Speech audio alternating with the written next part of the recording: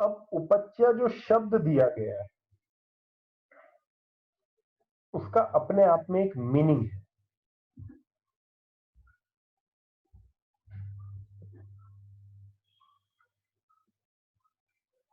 उपचय का मतलब होता है बढ़ोतरी।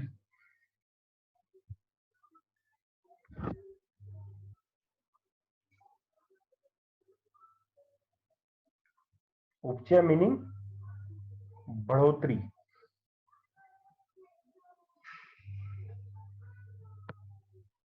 उपच्य का मतलब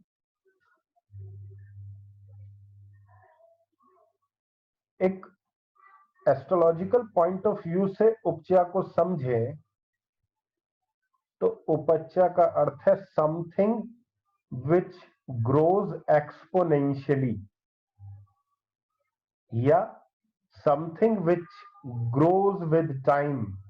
समय के साथ जो चीज बढ़ रही है उसको हम उपच्य बोलते हैं,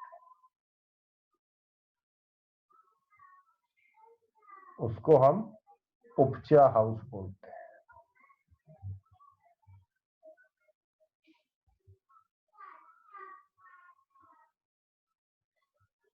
What are the उपच्य houses? They are third house, they are sixth house, 10th house and 11th house। तीसरा भाव, छठा भाव, 10वां भाव, 11वां भाव, ये आपका उपच्य हाउस।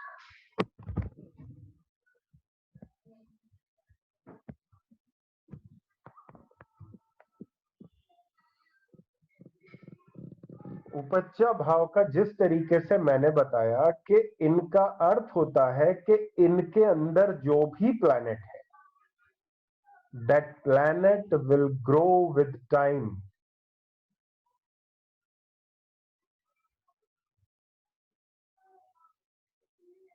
अब यहां पर ये टाइम से अर्थ क्या है?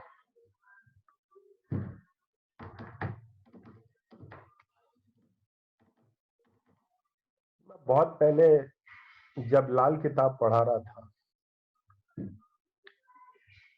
तो मेरे सामने एक स्टूडेंट की कुंडली लगी तो बोलता सर पैसे नहीं आ रहे हैं, ये है वो है। तो मैंने बोला चिंता मत करो, जैसे जैसे आपकी उम्र बढ़ेगी आपका पैसा कभी कम नहीं होगा, वो बढ़ेगा हमेशा। बोलते इसका रीजन?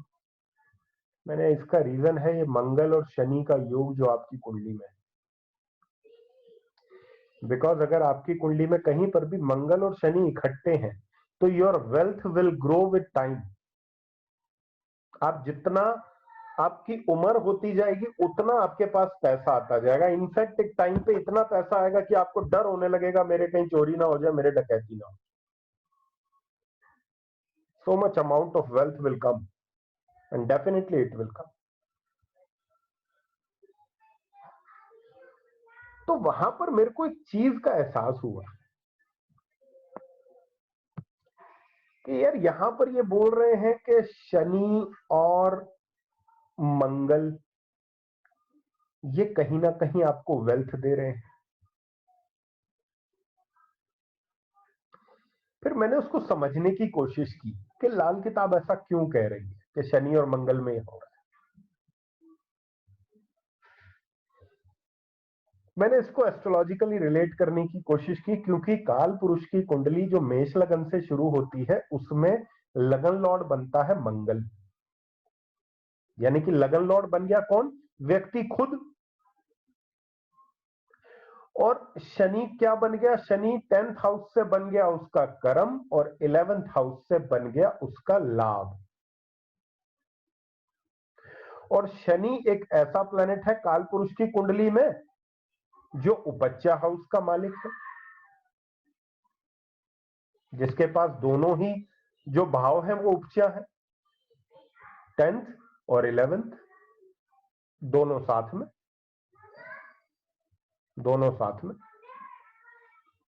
तो दोनों को साथ में देखा तो हाँ यार, लॉजिकल बात है। इस व्यक्ति के साथ में 10th और 11th हाउस जुड़ा हुआ है, जो उपचा हाउस लगन लॉर्ड के साथ में। तो और इन हाउसेस की क्वालिटी क्या है? दे ग्रोज विद टाइम, वो समय के साथ आगे बढ़ते हैं। इसलिए इस व्यक्ति की जैसे जैसे उम्र बढ़ेगी, जैसे जैसे उम्र बढ़ेगी, वैसे वैसे इसके पास पैसा, फेम, वो सब चीजें बढ़ेंगी। फिर इसी चीज को फर्दर मैंने कोरिलेट करने की कोशिश की कि अगर काल पुरुष की कुंडली देखें तो काल पुरुष की कुंडली में उपचया हाउसेस सिर्फ दो ग्रहों के पास हैं, that is mercury and Saturn. Because mercury के पास तीसरा और छठा भाव है, सैटर्न के पास 10th और 11th हाउस। तो the same thing must be happening with those who have Saturn and Mercury with them in any house। कहीं भी बैठे हो, सैटर्न और मरकरी ये भी कहीं ना कहीं उपचा के लॉर्ड हैं, इसका मतलब इनको भी वेल्थ देनी चाहिए टाइम के साथ। डेफिनेटली दे गिव, देते हैं वो वेल्थ। अब इसको प्रैक्टिकली यूज कैसे करें उपचा को? देखिए, सपोज करिए किसी का वेल्थ की बात है, किसी की वेल्थ की बात है। अभी हमने चार्ट्स देखा था गेट्स भाई साहब का, ठीक है, बिल गेट्स का चार्ट देखा था अभी सभी लोग। बिल गेट्स के चार्ट में आप लोगों ने कुछ ऑब्जर्व किया कि सेकंड लॉर्ड कहां था? देखो, मैं बहुत बढ़िया चीज बता रहा हूं आपको, उपचा हाउस बहुत बहुत बढ़िया कंसेप्ट है। It's a beautiful concept. ठीक है, आप सबसे पहले तो बादाम खाना शुरू करिए सब लोग, थोड़ा मेमोरी आप लोगों की तेज चलेगी। ठीक है, शनि अगर खराब हो तो मत खाइए, लेकिन बादाम खाना शुरू करिए, क्योंकि आप जितने भी हॉरोस्कोप्स देखते हैं वो आपके माइंड में ऐसे होने चाहिए कि एक बार देख लिया तो वो दिमाग से ना निकले। फोकस इतना शार्प आपका होना चाहिए, आपका माइंड एक डेटा बैंक होना चाहिए। अगर आपसे कोई पूछे कि अरे यार किसी का मरकरी 10 वाले का हॉरोस्कोप लगाओ जरा, तो 5 मिनट में वो हॉरोस्कोप वहां पे लग जाना चाहिए, मरकरी 10 जिस भी व्यक्ति का। ठीक है, चलिए, बिल गेट्स का आप लोगों को हॉरोस्कोप दिखाया था। बिल गेट्स की जो कुंडली है वो है जेमिनाई लग्न। क्या है? जेमिनाई लग्न। जेमिनाई लग्न में सेकंड लॉर्ड कौन बनता है?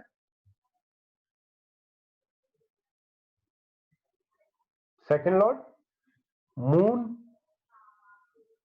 Moon was sitting in the 10th house. Moon was sitting in the 10th house. 10th house of career. And 10th house is a Upcha house. It means the wealth will grow with time. जैसे जैसे समय बढ़ेगा इस व्यक्ति की wealth बढ़ेगी।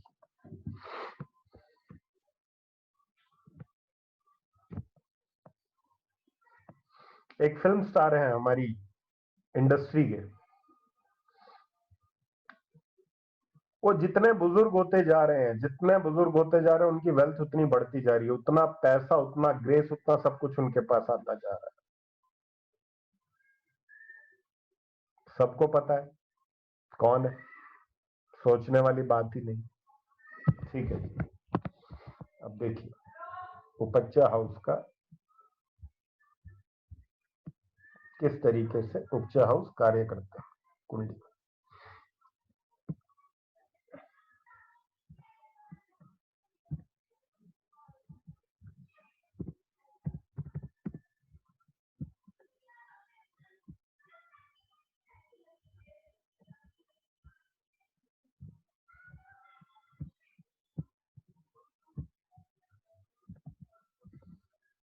यही कुंडली देखी थी सबसे पहले आपने, सबसे पहली कुंडली आप लोगों ने ये देखी थी। द कुंडली वॉज ऑफ बिल गेट्स। ठीक है, बिल गेट्स की कुंडली है। सेकंड लॉर्ड देख लीजिए कहां पर बैठे। Second lord 10th house, right, upachaya house. अब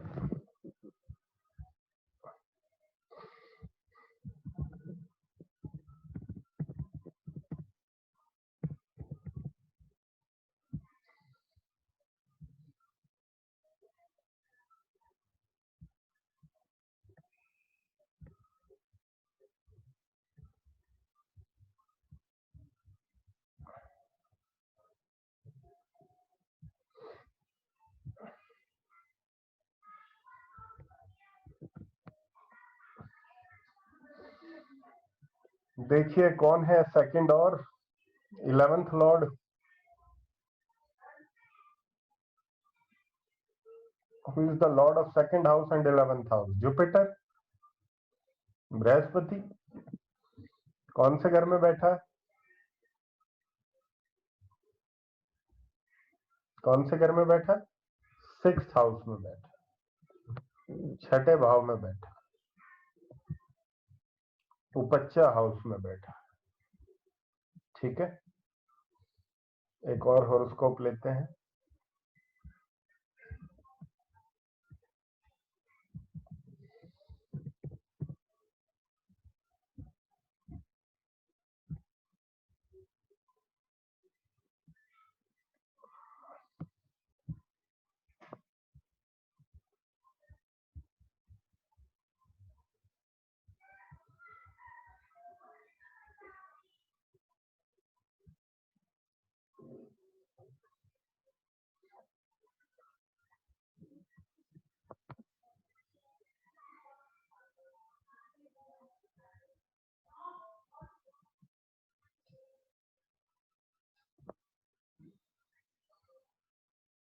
ये कुंडली में देखिए,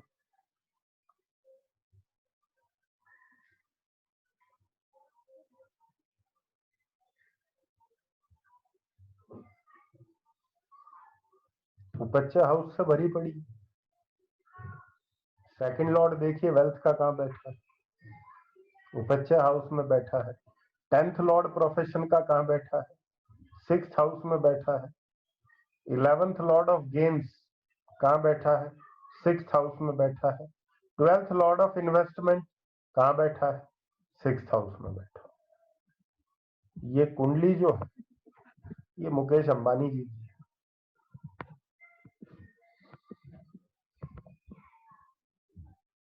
अभी मैं कुछ दिन पहले हम ऐसे ही यार दोस्त ग्रुप पे मैसेज कर रहे थे, व्हाट्सएप पर कुछ बात चल रही थी, तो इनकी कुंडली में खंगालता रहता हूँ, मतलब कुछ ना कुछ करता रहता हूँ, तो मैं ऐसे ही जस्ट उस पर एक चीज लिखी कि जिस हिसाब से रिलायंस ग्रोथ कर रही है, तो थोड़े समय बाद ना हिंदुस्तान में ये जो कांग्रेस या बीजेपी ये नहीं बचेगी। There will be only one party and that will be Reliance party of India. ठीक है, मतलब वो स्टेटस लगभग लगभग ये व्यक्ति ने अचीव कर लिया है।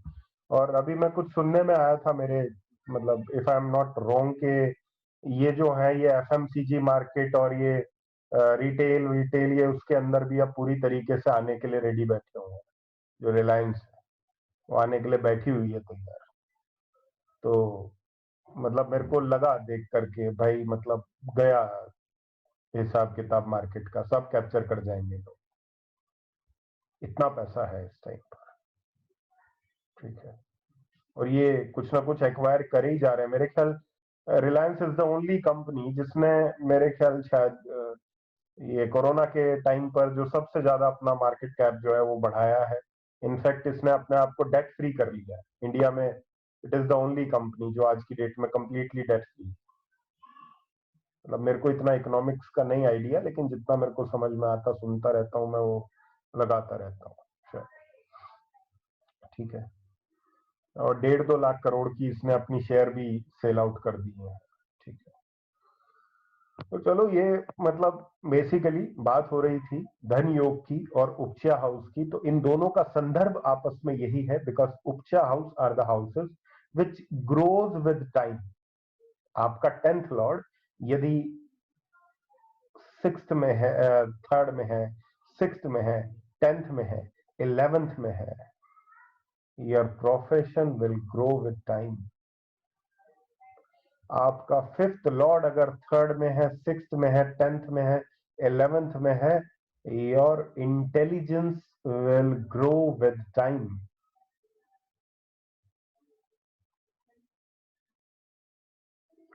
आपका लग्न लॉर्ड 3rd में है, 6th में है, 10th में है, 11th में है, your self identity will grow with time.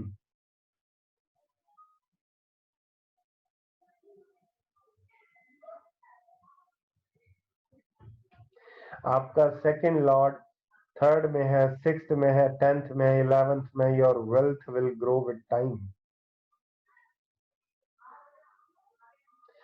आपका 3rd लॉर्ड 3rd में है, 6th में है, 10th में है, 11th में है, your networking, your art or your way of connecting with people will grow with time.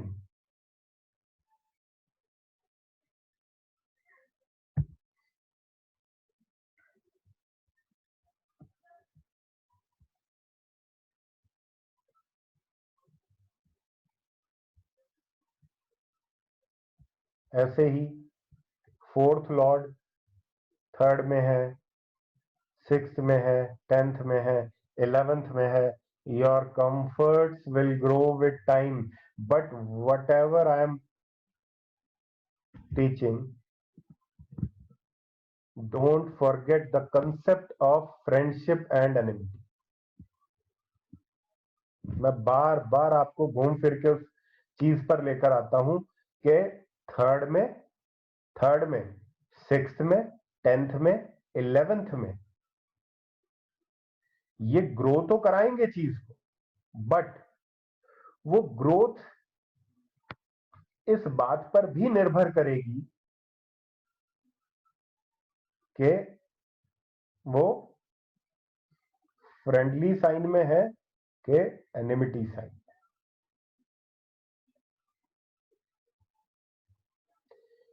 5th है तो इंटेलिजेंस, अगर आपका 6th Lord 3rd 6th 10th and 11th में हुआ तो व्हाट,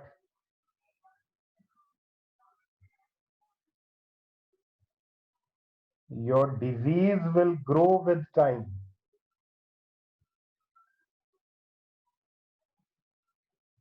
समझे? यहाँ ग्रोथ देख के खुश होने की जरूरत नहीं है कि हर चीज ग्रो ही ग्रो कर रही है, क्योंकि ग्रो में तो बहुत सी चीजें आती हैं।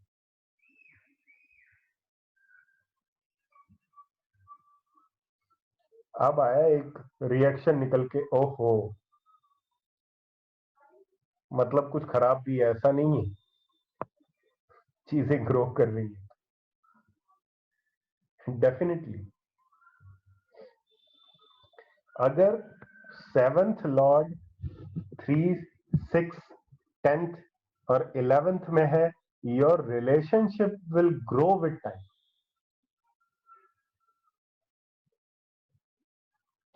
किसी का 7th लॉर्ड 6th में हो गया, किसी का 7th लॉर्ड 6th में आ गया, लेट्स से, या 10th में आ गया, या 11th में आ गया, 3rd में आ गया, मतलब मैं लैंग्वेज यूज नहीं करना चाहता लेकिन मजा उसी में आता है थोड़ा सा कि जब इस तरीके का कॉम्बिनेशन होता है तो हस्बैंड वाइफ शुरू के समय जो स्टार्टिंग पीरियड रहेगा उनका, उसमें कुत्ते बिल्ली की तरह लड़ेंगे, बाद में मेल मिलाप हो जाएगा बहुत अच्छे से। बट फ्रेंडशिप और एनिमिटी का कंसेप्ट नहीं छोड़ना है, मैं बार बार उस पर लेकर, अगर फ्रेंड साइन में है 3rd में 6th में 10th में 11th में, तो शुरू में लड़ाइयां होंगी, बाद में भरपूर प्रेम हो जाए। क्यों? Because the relationship is growing with time, वो ग्रो कर रहा है रिलेशनशिप, राइट, वो ग्रो कर रहा है। और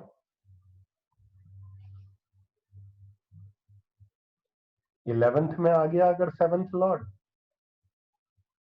तो रिलेशनशिप के साथ साथ और भी रिलेशंस ग्रो करने लगेंगे।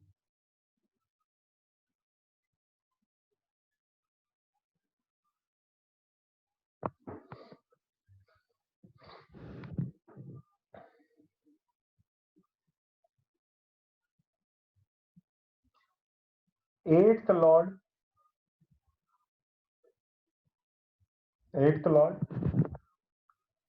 अगर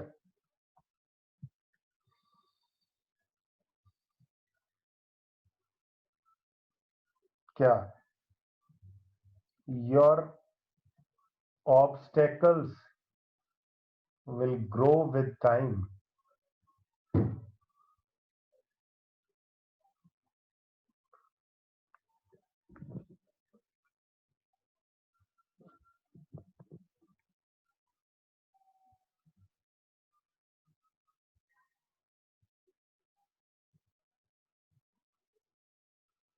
9th लॉर्ड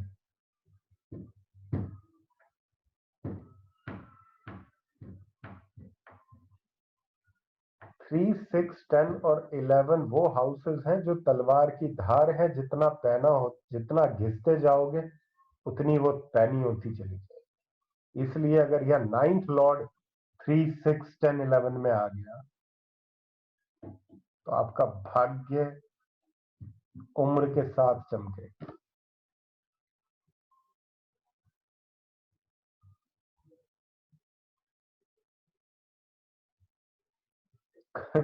कई लोगों को जब मैं यहाँ पढ़ा रहा था तो कई लोग बोल रहे थे, अरे यार मेरा तो लॉर्ड यहाँ पर है, ऐसा है वैसा है, लेकिन मेरे को तो अभी तक इस लॉर्ड का कोई वो फल नहीं दिखा जो दिखना चाहिए। दिखेगा, डेफिनेटली दिखेगा, लेकिन समय के साथ दिखेगा। ऐसे ओवरऑल ये मान के चलिए, एक मेरा अपना एक अंडरस्टैंडिंग है, बिकॉज एस्ट्रोलॉजी में हर चीज डॉक्यूमेंटेड नहीं है। कुछ चीजें आपके अपने एक्सपीरियंस, अपने अनुभव के साथ जो है वो आती हैं, और ऐसा मेरा अपना सोचना है कि लगभग लगभग 30 वर्ष की उम्र के बाद ये प्लैनेट्स बहुत बढ़िया काम करते हैं। जो आपके उपचा हाउसेज हैं, ये लगभग 30 साल की उम्र के बाद बहुत बढ़िया काम करते हैं। ये मेरा अपना एक्सपीरियंस है, मैं गलत भी हो सकता हूं, बट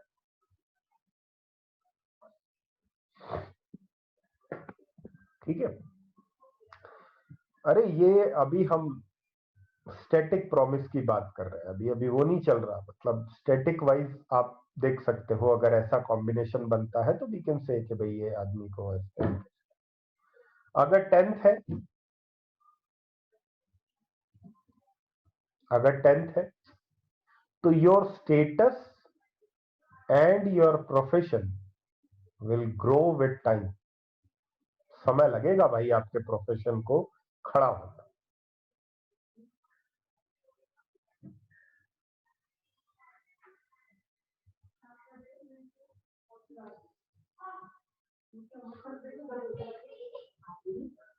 इलेवेंथ लॉर्ड जब आपका 3, 6, 11 में होगा, 10, 11, तो आपकी हालत उस 40-45 साल के उस उम्र वाले व्यक्ति की तरह होगी जो किसी नए घर में प्रवेश कर रहा होगा तो साथ खड़े वाले व्यक्ति को बता रहा होगा, यार इस घर में ना, मैं जब 20 साल का था तब मैंने सोचा था मैं ये वाला घर खरीद लूं, अब जाके मैं खरीद पाया। क्यों? Your hopes and wishes, your desires will get fulfilled with time.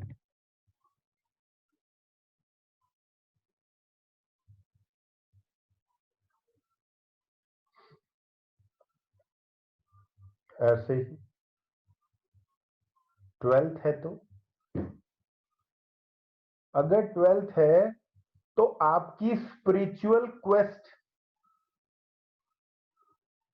Spiritual मतलब आपकी आध्यात्मिक भूख,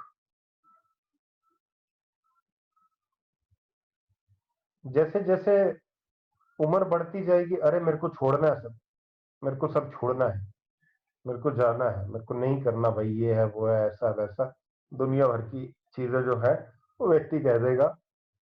अगर यहाँ पर इस तरीके की चीजें हैं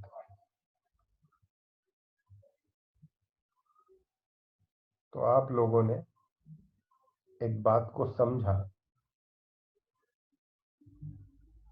दो बातें आज आप लोगों की क्लियर हो गई। अब योग की कोई बात नहीं होगी, बिकॉज योग आप लोगों के आज पूरी तरीके से शांत हो चुके हैं।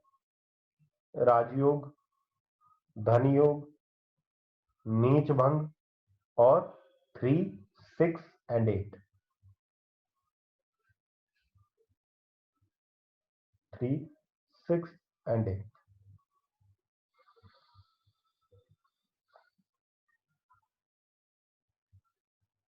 उपचा हाउस मतलब वो हाउस जो आपको ग्रोथ भी देंगे, प्रॉस्पेरिटी भी देंगे, सब कुछ देंगे, but with a span of time, समय के साथ। ऐसे नहीं आज मांगी और मिल गई, समय के साथ आपको देंगे वो सब चीजें, मिलेगी आपको।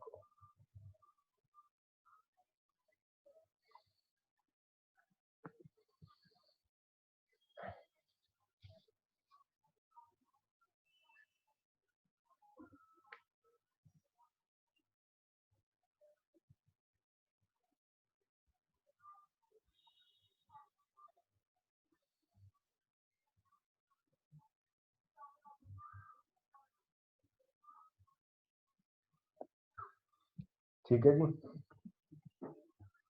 तो भाई कल 1 बजे लेना ना, मेरी मजबूरी है। मैं नहीं चाहता आप लोगों को बिल्कुल भी डिस्टर्ब करना, बट मेरी थोड़ी सी मजबूरी है, बिकॉज जो है आपके 2 क्लासेस पहले छूट गए थे, और थोड़ा एक क्रैश कोर्स का मतलब भी ये है कि इसको थोड़ा सा जल्दी करने का है, क्योंकि आगे और कुछ चीजें हैं और कुछ प्रोजेक्ट्स हैं जो पेंडिंग है। तो मैं समझता हूँ कल आप लोग किसी तरीके से मैनेज कर लीजिए, फिर उसके बाद हम जो है वो सैटरडे संडे को जैसे भी हमें मैनेज करना होगा हम कर लेंगे उसको। तो कल देख लीजिए किसी भी तरीके से, फिर उसके बाद में आपको कभी दिन में क्लास हम नहीं करेंगे, मतलब उसको ध्यान में रखेंगे। कल 3 घंटे का है, वो निकाल लीजिए समय, फिर 8 से 11 रहेगी आपकी रात को, तो कल आपकी 3 क्लासेस हो जाएंगी। ठीक है, तो बेसिकली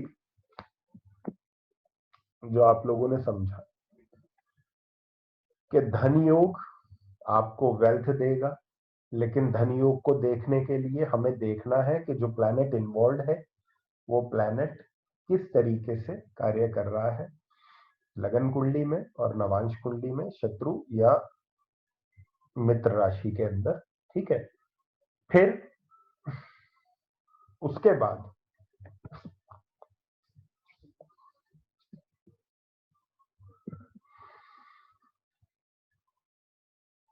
उपच्य हाउस, इन पर सीधे समय वाला प्रिंसिपल अप्लाई होता है, लेकिन ये दोनों चीजें कराई क्यों गई, इनका रिलेवेंस क्या है, और वो भी नवांश कुंडली के साथ इसका रिलेवेंस क्या है। नवांश कुंडली के साथ इसका डायरेक्ट रिलेशन है, डायरेक्ट।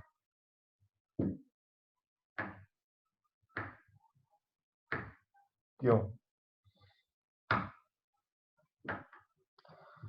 अरे अमित नहीं है, यूरेनस नेपच्यून प्लूटो इसके लिए नहीं है भाई, इसको छोड़ दो।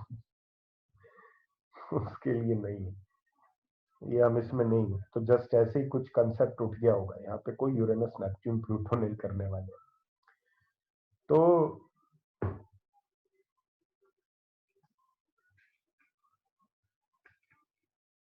नवांश कुंडली जब आप देखते हैं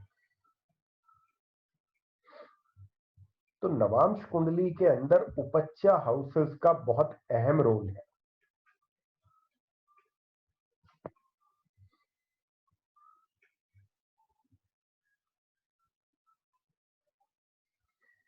बिकॉज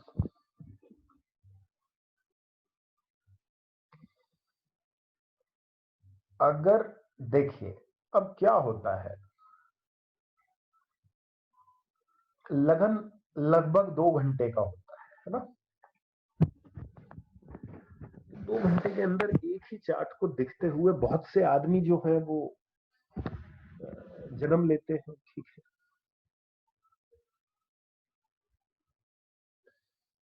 लेकिन उनमें से कुछ पर्टिकुलर लोग ऐसे होते हैं जिनकी शादी या जिनके विवाह के बाद उनका भाग्य 360 डिग्री पलट जाता है।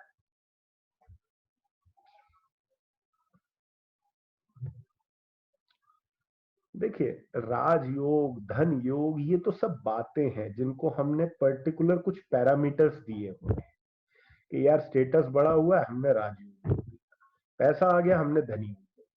लेकिन ओवरऑल एम जो होता है किसी भी व्यक्ति का लाइफ में, वो 2 चीजों को लेकर होता है, that is growth and prosperity. ये सबसे इंपॉर्टेंट शब्द है, ग्रोथ और प्रोस्पेरिटी। हर आदमी इनके पीछे, हर आदमी को ग्रोथ चाहिए, हर आदमी प्रॉस्पर होना चाहता है अपने जीवन में।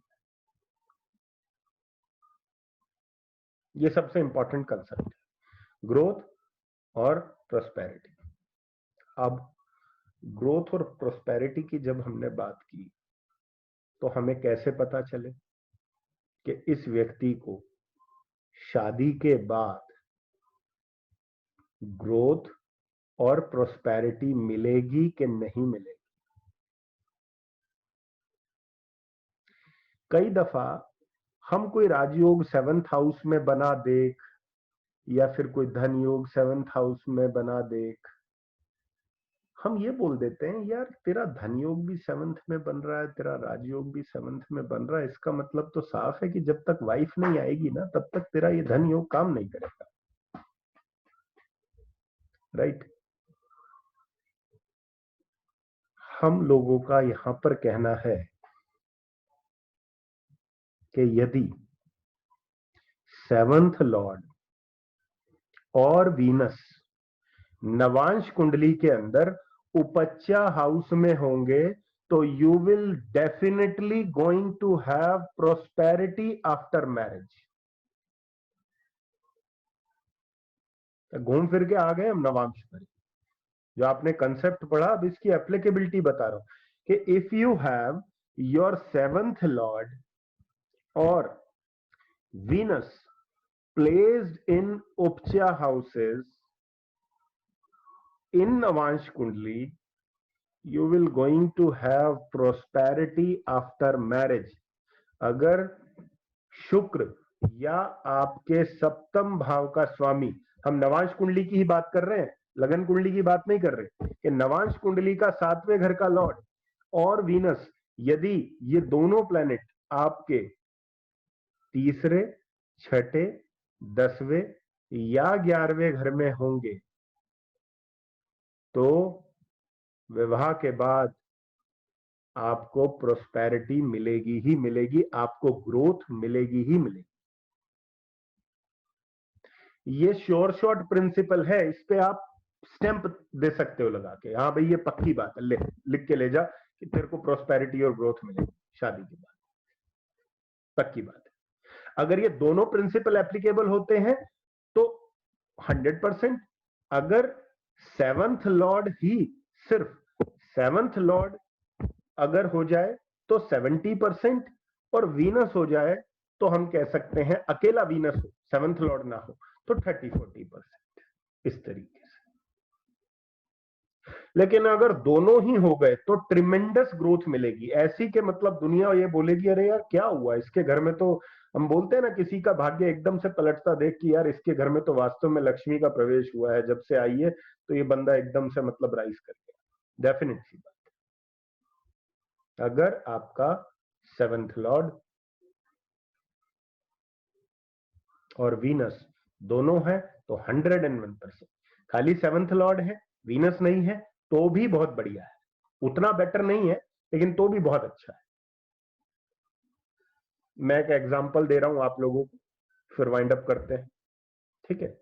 रेमेडीज की चिंता मत कीजिए, रेमेडीज कल नवांश को मतलब नवांश को पूरा करेंगे, कल नवांश पूरा करके और कल ही हम जो है वो आप लोगों को मैं थोड़ा सा रेमेडी के लिए ना त्रिमशामशा चार्ट पहले ही करवा दूंगा, ताकि आप लोग थोड़ा ये रेमेडी वाले फंडे से दूर हो, वो दिमाग में नहीं तो रेमेडी रेमेडी घूमती है, ठीक है। और ये करवा के फिर ट्रांजिट पे चलेंगे, कल ट्रांजिट भी करेंगे। कल वैसे भी 3 क्लासेस है हमारी, काफी समय है हमारे पास। तो ये देखिए,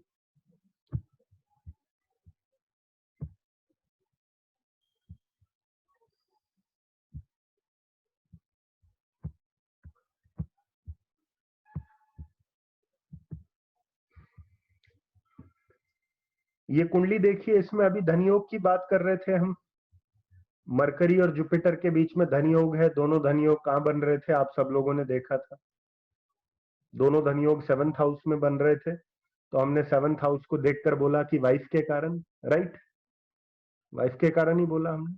चलिए अब हम देखते हैं, देखिए यहाँ पे धनयोग भी 7th हाउस में बन रहा है, राजयोग भी 7th हाउस में बन रहा है। राजयोग किसका?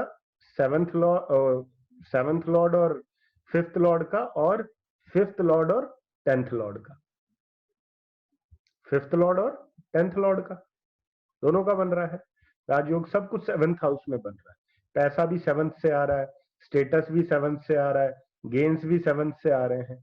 तो हमें कुछ कुछ ये लग रहा है, कुछ कुछ इंडिकेशन ये मिल रहा है कि यार इस व्यक्ति के लिए विवाह एक बड़ी इंपॉर्टेंट चीज है, जब तक विवाह नहीं होगा तब तक भाग्य नहीं खुलेगा अच्छे से। चलो अब नवांश कुंडली देखते हैं।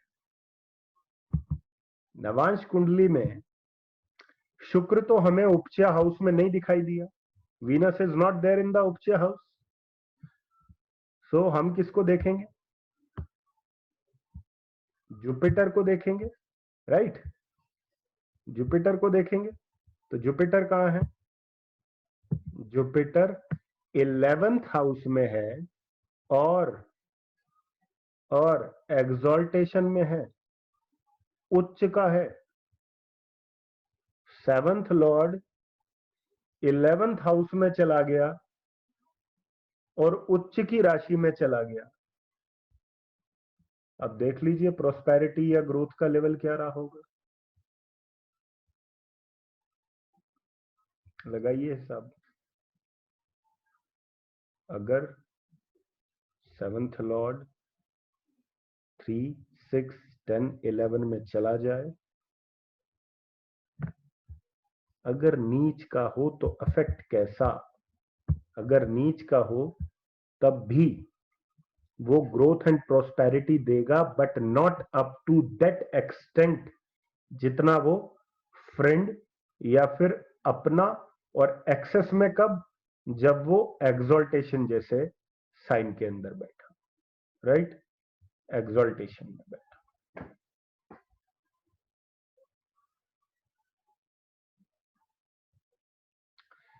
लगन का 7th लॉर्ड देख सकते हैं, यस डेफिनेटली, लगन में भी मतलब हम बोल सकते हैं इस बात को डेफिनेटली, लेकिन नवांश में मोहर लगती है, मतलब उस चीज को, जो चीज हम 7th हाउस के लिए लगन में देख रहे हैं उस पर हम तब तक स्टैंप नहीं दे सकते उस चीज को जब तक हमें नवांश वो चीज को क्लियर ना कर दे। बिकॉज नवांश जो है वो आखिरी टोल प्लाजा है, मतलब जो पास होगी आपकी गाड़ी और लास्ट उसका जो टोल पड़ता है वो दैट इज नवांश, ठीक है। अगर नवांश ने क्लियर कर दी तो डेफिनेटली कोई दिक्कत नहीं। अच्छा आई मीन लगन का नहीं, नहीं लगन का नवांश में नहीं देखना होता भाई, नहीं देखना होता, ऐसा नहीं है, लगन का नहीं देखना, ठीक है जी। तो आज ज्यादा जोर नहीं डालेंगे, दिमाग पर, ठीक है। 2 नए कंसेप्ट आपने पढ़े, इसी को ही प्रैक्टिस कीजिएगा, समझिएगा, ठीक है। आपको क्लियर हो गए हैं कंसेप्ट, तो इसकी अब प्रैक्टिस कीजिए और कल 1 बजे का वेट कीजिए। 1 बजे फिर मिलते हैं दोबारा से। तब तक के लिए शुभ रात्रि, जय श्री राम।